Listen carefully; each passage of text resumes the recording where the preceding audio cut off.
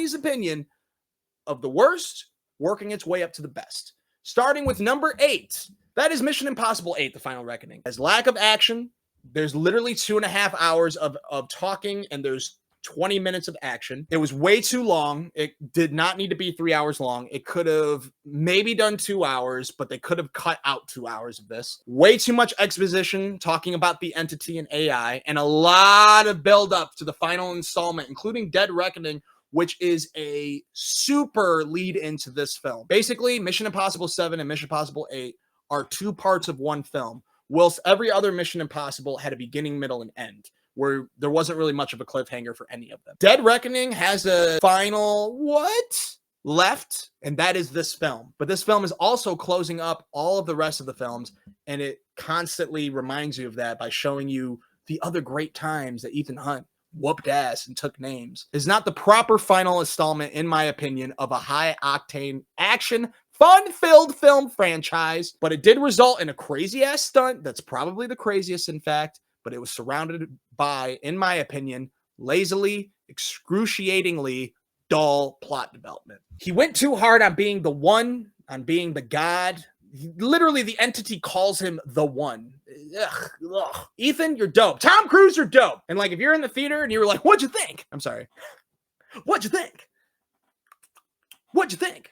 Be like, hey man, I love your movies. What'd you think of this one? I love your movies. I saw you end it, and that was a crazy final scene, and I loved that submarine scene. I'm glad you loved it. I love this film franchise. I wouldn't tell him the truth, because he may be the one. Because for him to still be alive after doing specifically that crazy ass shit, I'm not going to tell him the truth. Are you going to tell him the truth? I ain't telling him the truth. Mission Impossible 7, Dead Reckoning, Part 1. The pro is the car chase scene between these two in particular. I love Haley Atwell being introduced into the film franchise, even though I'm more of a fan of Rebecca Ferguson. I think also I've seen more of Rebecca Ferguson stuff, and no shade on Haley Atwell. It's just Rebecca Ferguson, I think, is a well-developed character. Had a lot more similarities to Ethan than Haley Atwell's character. But I did like her addition to it because she's not a spy and she's forced to do all of these situations. A lot more in Final Reckoning as well, which honestly I should have added as a pro to Final Reckoning. She's constantly having to do what each person does. She has to do action scenes that Ethan's done, and she has to do Simon Pegg shit that Simon Pegg does. Benji. Pom Clementif joining the squad is super dope as well. Besides that, it is fairly boring. I wasn't the biggest fan of it. It is specifically because of the talk of the entity. Like, there's one scene where they're all talking, and they're like a bunch of stars. Should I say like B-rated stars, where you're like, oh, I remember that guy. I don't know his name. I remember that person. I don't remember his name. But they're like, oh, you're saying that it is what you're saying it is? The most untraceable thing you'll ever find. And if it's ever hacked into, it'll destroy the world, not just America, and not just the world, but the universe. And not just the universe, but the shut the fuck up and show me Tom Cruise going through some shit. Physically, not talkingly. This was more fun than Final Reckoning, though. It was. But there was a lot of bullshit. Now, the rest of the Mission Impossibles are fun, and I do enjoy them. But what is number 6? Was Mission Impossible 1, the director, Brian De Palma.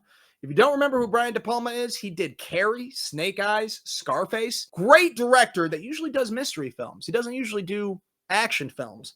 And if you rewatch the first one, I've had a lot of friends say that the first one isn't their favorite, that they thought it was kind of boring. It's because it wasn't meant to be like this high-octane film ride. What am I trying to say? Whatever. It's not high-octane. It is a mystery. It's a spy mystery. I thought it was dope. And the third act was fucking crazy. It wasn't the entire thing.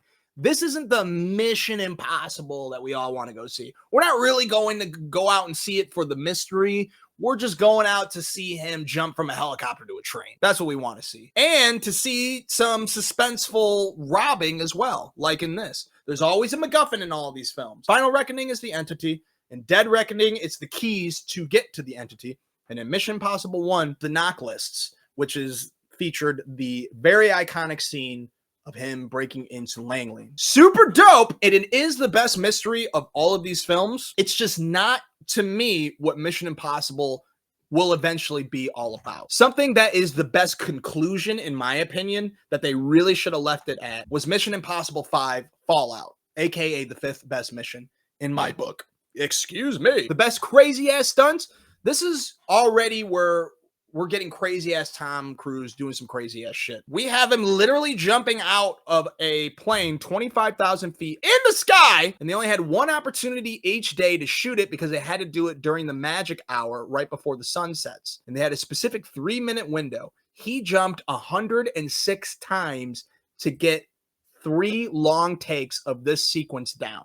That's commitment. And it's dope. The scene looked dope too, but it looked almost fake. Now, of course, they added in like a lightning strike to the villain, but it's neither here or there. This still looked sick, and it does show his commitment. He jumps from rooftop to rooftop. In this part, he breaks his ankle, and they actually keep the shot in there. Ooh, it's hard to watch. You can watch the footage right now without watching the movie online. I highly recommend to not do it. But in the final product, you see him pull himself up and limp his way off screen. That is because he literally just broke his ankle there. And what I thought was the craziest stunt of the entire series, it's definitely the second craziest. There's this scene of him with no wires, 2,000 feet in the air, holding onto a helicopter. He literally falls down and catches himself. No wires. I didn't think he could top it, but he did top that in Final Rec. I mean, we did have a pretty decent villain, aka Superman, playing a villain, which I thought was a pretty cool direction. And we have Rebecca Ferguson back to kick ass. And we have this awesome bathroom scene. I thought this bathroom scene was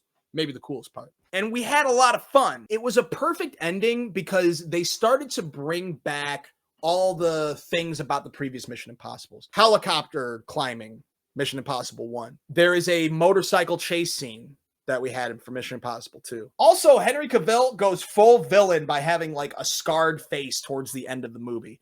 And that's usually like a super villain move. And if you're going to have a super villain, have it in the end, the film franchise. That's why I believe this should have been the last one. I thought it would have been a great ending. It would have had Ethan have a decently happy ending.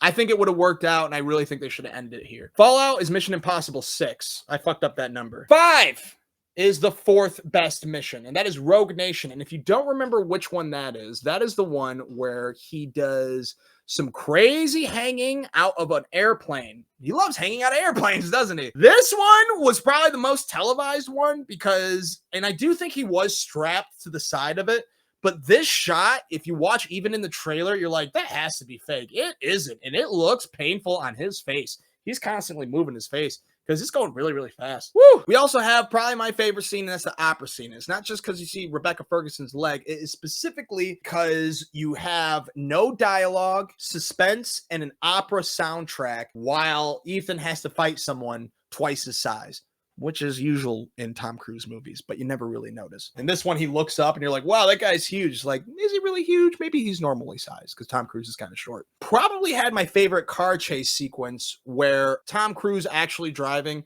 and Simon Pegg actually in the passenger seat. And it seems like some real fucking driving, him crashing into some shit every once in a while. I did like the Syndicate, the introduction of the Syndicate, which Fallout ties up pretty well. But I like the Syndicate in this, and I liked that they brought Max's daughter to the fold. Number 3 is Mission Impossible 2. This was very hard for me to rate my top 3, and it might change on any other day. But Mission Impossible 2 is probably the most visually ridiculous film of them all. Judging by how, like, lackluster the first one is when it came to the action in general, the second one really brings the action and a lot of ridiculous dub shots. It's John Woo. John Woo's just ridiculous, man. This is the beginning of Ethan Hunt on a new ride with a different director in the first 5 films. Number 2 is John Woo, who's a wild fucking director. Watch Face Off. We got crazy motorcycle driving.